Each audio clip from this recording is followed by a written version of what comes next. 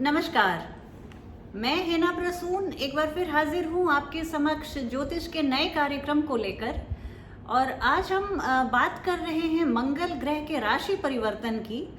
मंगल ग्रह के बारे में हम लोग चर्चा शुरू करें इसके पहले आपसे मैं रिक्वेस्ट करूंगी, निवेदन करूंगी कि आप मेरे चैनल हेना प्रसून एस्ट्रोलॉजी को सब्सक्राइब करें और वीडियो को देखने के बाद पसंद आती है तो आप उसे लाइक करें और वीडियो के लिंक को अपने फ्रेंड्स और फैमिली में शेयर करें। इससे मुझे बहुत खुशी होगी। और इसके साथ मैं ये भी आग्रह करूंगी कि आप अपने कमेंट्स को जब आप लिखते हैं मेरे वीडियो के नीचे कमेंट बॉक्स में, तो मैं सभी कमेंट्स को पढ़ती हूँ और जहाँ तक हो सके मैं सहायता करने की कोशिश करती हूँ। मुझे आप सभी के संदेश पाकर बहुत खुशी होती है कि आप लोग ने अपना इतना प्यार और स्नेह दिया है। इसके लिए मैं दिल से बहुत हृदय से आभारी हूँ। इसके अलावा जब मैं बात करूंगी मंगल के राशि परिवर्तन के बारे में, तो मैं एक पहले से बता दूं कि चूंकि मंगल अपनी राशि को इसके पहले बुध की राशि मिथुन राशि में गोचर कर रहे थे, अब वहां से निकलकर चंद्रमा की कर्क राशि में आ रहे हैं। ये एक जल तत्वीय राशि है और मंगल चूंकि जैसा मैंने पहले भी बताया वो आग के गोला है, बिल्कुल एकदम गर्म ग्रह हैं। और ये जब जल तत्वीय राशि में कर्क राशि में आते हैं तो नीच के माने जाते हैं। अब मंगल ओज और जोश और गर्मी के प्रतीक हैं और वो जब जल तत्व में आते हैं तो बिल्कुल स्टीम सी एनर्जी निकलती है। वो इसीलिए वो अपनी शक्ति उतना खो देते हैं, वो अपने एलिमेंट में नहीं रहते हैं मंगल। इसके लिए उन्हें कर्क राशि में नीच का माना जाता है। तो अब चूंकि जब ये कर्क राशि में नीच के हो रहे हैं तो हम सभी 12 राशि वालों लोगों के लिए ये नीच के हो रहे हैं। और ये सभी 12 राशि में कर्क राशि तो कहीं ना कहीं होती ही है, तो उस भाव को अफेक्ट करते हैं। इसमें चूंकि मंगल की स्थिति ही अभी कमजोर है, इसके लिए एक कुछ बहुत चमत्कार की आशा करना व्यर्थ रहेगा। लेकिन इसके साथ ही मैं आग्रह करूंगी कि आप में से किसी को भी घबराने की ज़रूरत नहीं है। मंगल हर साल जाते हैं कर्क राशि में, हर साल कुछ राशियों के लिए संघर्ष का समय रहता है। यही जीवन का मतलब भी है कि हम सुखों को भी तभी अनुभव कर पाते हैं जब हम दुख से होकर गुजरते हैं। मिठाई का भी मिठास तभी हमें अच्छा लगता है जब हम कुछ तीखी चीज़ को खाने के बाद मुंह मीठा करते हैं। यही बात है, जीवन इसी का नाम है। सुख दुख आते जाते रहते हैं और यही जीवन को सुस्वादु भी बनाते हैं। तो आइए अब एक एक करके मैं सभी राशियों की चर्चा करने वाली हूँ। इस फलादेश को आप अपनी चंद्र राशि से देखिए और मुझे कमेंट करके ज़रूर बताइएगा कि जैसा मैंने सोचा, जैसा मैंने आपको फलादेश दिया, राशिफल बताया, वैसा कुछ हुआ या नहीं। मंगल का गोचर 2 जून से लेके 20 जुलाई तक होने वाला है। ये 40-45 दिन का समय आपको थोड़ी सी सावधानी के साथ गुजारनी है। यहाँ पर ये भी ध्यान रखने वाली बात है कि मंगल जब कर्क राशि में प्रवेश कर रहे हैं तो नीच के तो हो ही रहे हैं, और राशि के स्वामी चंद्रमा जो कर्क राशि के स्वामी हैं वो हर 2.25 दिन पर अपने मूड और रूप को चेंज करते हैं, राशि को चेंज करते हैं। तो कहने का मतलब कि मंगल जिस ओज के साथ, जिस एंथुजियाज्म के साथ कैंसर में कर्क राशि में एंट्री जब ले रहे हैं, तो उनके स्वामी कर्क राशि के स्वामी में तो स्वभाव की स्थायित्वता है ही नहीं। वो स्वभाव उनका हर 2.25 दिन पर बदलता है, राशि बदलते हैं, सबसे फास्ट मूव करते हैं। तो इसलिए थोड़ी सी हलचल, थोड़ी सी इनस्टेबिलिटी आती है हम सभी के लाइफ में, और इससे कोई भी राशि अछूती नहीं रहेगी। तो इसके लिए हम एक एक करके हर राशि की चर्चा करेंगे और कार्यक्रम को अंत तक आप देखें। अंत में मैं कुछ ऐसे प्रभावशाली उपाय बताऊंगी जिससे मंगल के सभी जितने भी अगर कुछ भी दुष्प्रभाव है तो उसको कैसे दूर किया जाए और कैसे हम अपने जीवन को सुगम बनाएं, सुमधुर बनाएं। इसके लिए मैं कार्यक्रम के लास्ट में अंतिम जो चरण होगा उसमें मैं बताऊंगी, उसे आप ज़रूर सुनिएगा। तो मेष राशि के बारे में जब बात करूं तो मंगल मेष राशि के चतुर्थ भाव में कर्क राशि में प्रवेश करेंगे और चतुर्थ भाव मेष राशि वालों के लिए या किसी के लिए भी माता का होता है, भवन भूमि का होता है, आपके गृहस्थी का होता है, गृहस्थ जीवन का होता है। तो यहाँ पर मंगल देव थोड़ी सी आपके लिए ऐसी स्थिति बना सकते हैं कि छोटे भाई बहनों से थोड़ी सी मिसअंडरस्टैंडिंग हो जाए, थोड़ी सी अनबन हो जाए, ऐसी स्थिति बन रही है। तो इसमें चूंकि आप मेष राशि के हैं और लीडरशिप आप में कूट कूट के भरा हुआ रहता है, इसलिए आपसे अपेक्षा रखी जाती है कि आप इस स्थिति का बहुत डटकर सामना करेंगे कि मंगल भले ही तुम नीच राशि में आ रहे हो, लेकिन तुम मेरे भाई बहनों के बीच में कोई भी मिसअंडरस्टैंडिंग नहीं कर सकते हो। तो इस आत्मविश्वास और इस नेतृत्व की कला से आपको ईश्वर ने नवाजा है, और आप इसका पूरा आप इस्तेमाल कीजिए और मंगल ग्रह पर खुद ओवर पावर कीजिए। इसके अलावा बहुत मेहनत करनी पड़ सकती है, तब आपको सफलता मिलेगी। आपको अगर प्रॉपर्टी बेचना है तो आपको सफलता मिलेगी, खरीदने के लिए अभी उपयुक्त समय नहीं है। आप साहस पराक्रम में ऐसा नहीं होना चाहिए कि आप कुछ भी ऐसी डेविलरी कर लें, आप कुछ भी इस तरह का ब्रवाडो मत दिखाइए जिसमें आपको लेने के देने पड़ जाएं। ये जो गोचर का समय है, अभी एक लो की मेंटेन रखिए और जीवन को अपनी गति से जैसा चल रहा है वैसे चलने दीजिए। कुछ नए प्रयासों के लिए अभी आप हाथ पैर मत मारिए। इसके अलावा मैं ये भी देख रही हूँ कि घर परिवार में थोड़ी सी कलह की स्थिति उत्पन्न हो सकती है। ग्रहों की ऐसी स्थिति बन रही है कि सितारे कहते हैं कि बहुत ज़्यादा समझदारी का परिचय देना पड़ेगा मेष राशि वाले लोगों के लिए।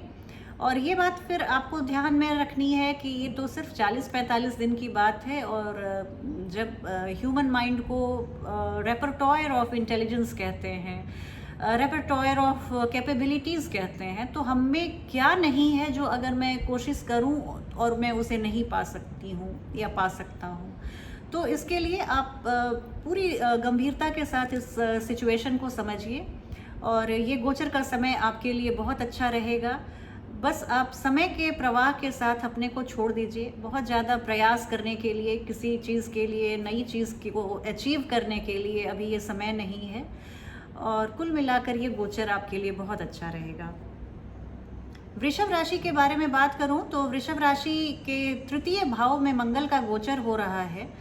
मंगल का ये गोचर आपके साहस पराक्रम को नॉर्मल कोर्स में बढ़ाता है, लेकिन चूंकि अभी मंगल नीच राशि में जा रहे हैं तो आपको थोड़ी सी साहस में कमी का एहसास हो सकता है, आपको आत्मविश्वास में कमी का एहसास हो सकता है। आपके साहस पराक्रम कहीं उल्टे पड़ सकते हैं। किसी ऐसी दिशा में आपने कुछ पराक्रम किया जो आपको कुछ रिटर्न देने के बजाय आपसे कुछ छीन के ले जाए। तो इस तरह की स्थिति से आप बने रहिएगा। जैसा मैंने मेष राशि वालों के लिए कहा, आपके लिए भी ये एक चेतावनी का संदेश है कि सितारे कहते हैं कि आपको अभी एकदम बिल्कुल जीवन के प्रवाह में खुद को छोड़ दीजिए, और अपनी तरफ से कोई भी ऐसे प्रयास मत कीजिए कि जो उल्टा पड़ जाए या आपको लेने के देने पड़ जाएं। पड़ोस की कोई अगर महिला है तो उससे अभी आप इस गोचर के दौरान बिल्कुल संभल के रहें, क्योंकि आपको हो सकता है, क्योंकि वृषभ राशि के स्वामी शुक्र हैं, अभी वृषभ राशि राहु केतु के एक्सिस पे भी पड़ रहा है। ग्रहण भी वृषभ राशि में ही होने वाला है 10 जून को। तो इन सभी स्थितियों से आपको सावधान करने के लिए यही सलाह दी जाती है कि आप बिल्कुल दिमाग को बिल्कुल शांत रखें, बिल्कुल ठंडा रखें। क्रोध आए, मन में बेचैनी का अगर आपको ऐसे भी आभास हो रहा हो तो आप ठंडा पानी पी लीजिए, आपको बहुत फ़ायदा करेगा। ये 1 गिलास पानी आपको बहुत सारी ऐसी अवांछनीय स्थिति से बचा सकता है जिसके बारे में आपने कल्पना भी नहीं की होगी। आप क्रोध की अवस्था में उल्टी गिनती कीजिए, 10, 9, 8, 7 ऐसे करके आप बिल्कुल कूल डाउन हो जाएंगे, शांत हो जाएंगे। तो बस ये समय निकालिए। पड़ोस की लेडी से आप ध्यान रखिएगा, बहसबाजी हो सकती है, संबंध बिगड़ सकता है, क्योंकि क्या है कि गोचर आते जाते रहते हैं, लेकिन संबंधों में एक बार दरार पड़ जाए तो फिर वो परमानेंट हो जाता है। तो बस इसी स्थिति से बचने के लिए आप संबंधों को सुधारिए, संबंधों पर खूब ध्यान दीजिए, रिश्तों की अहमियत को समझिए और उसे बनाए रखने के लिए अपनी तरफ से कोई कमी मत रखिए।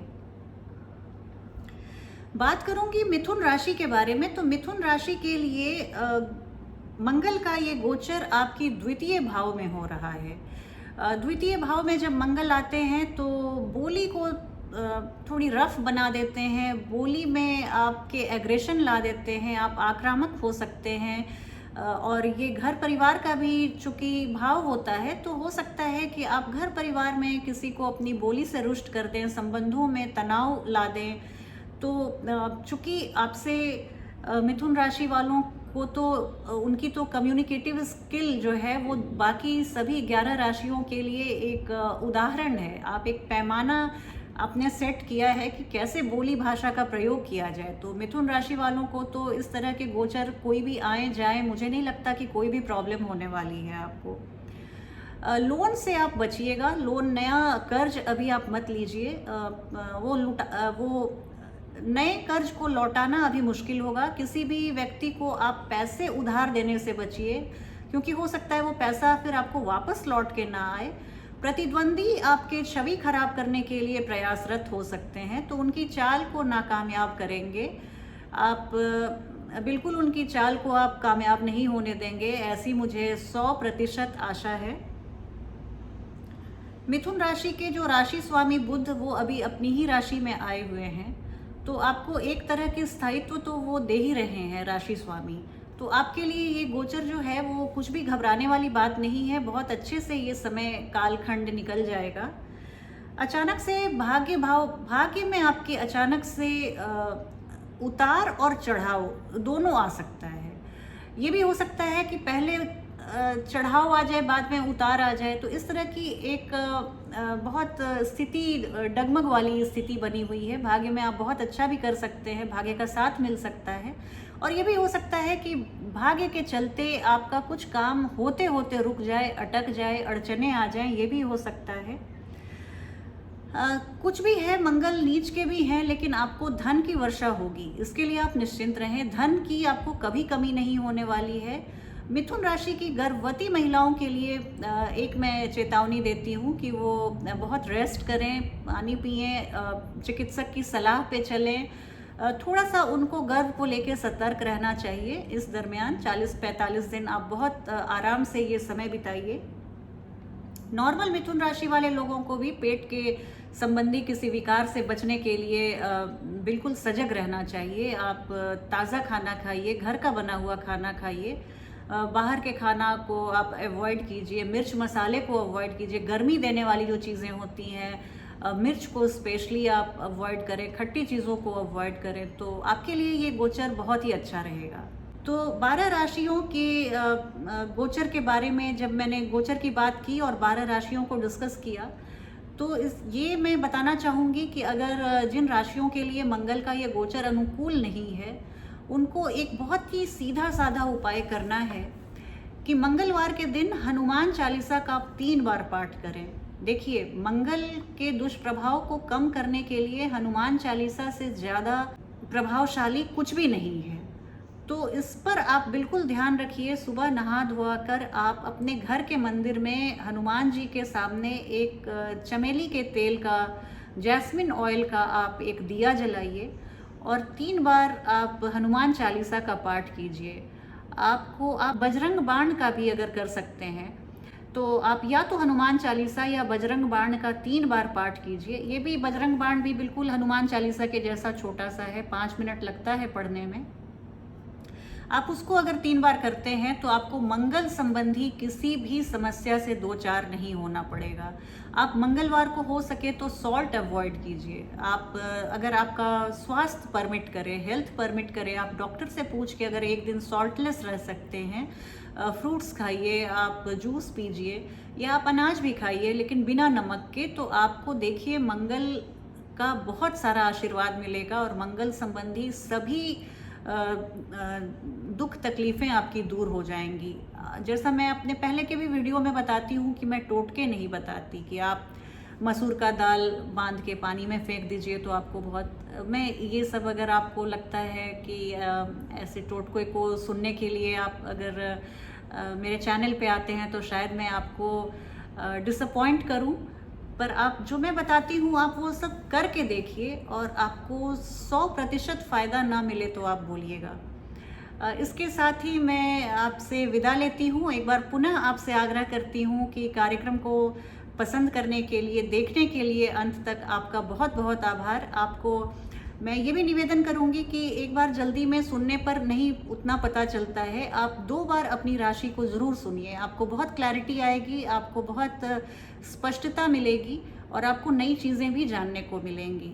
ज्योतिष के लिए जो आपकी रुचि है वो मुझे भी बहुत प्रेरित करती है कि मैं आपके सामने नई जानकारियाँ लेकर आऊँ और आपके सामने फिर से मैं हाज़िर हूँ आपके प्रश्नों का जवाब देने के लिए। तो मैं एक बार फिर से आपसे आग्रह करती हूँ कि आप मेरे चैनल को सब्सक्राइब करें और मेरे वीडियोस को लाइक करें तथा लिंक को अपने फ्रेंड्स और फैमिली में साझा करें। इसके लिए मैं आपकी हमेशा आभारी हूँ और कार्यक्रम को अंत तक देखने के लिए पुनः धन्यवाद। अगली वीडियो में जल्दी ही आपसे मिलूँगी, तब तक के लिए आज्ञा दीजिए।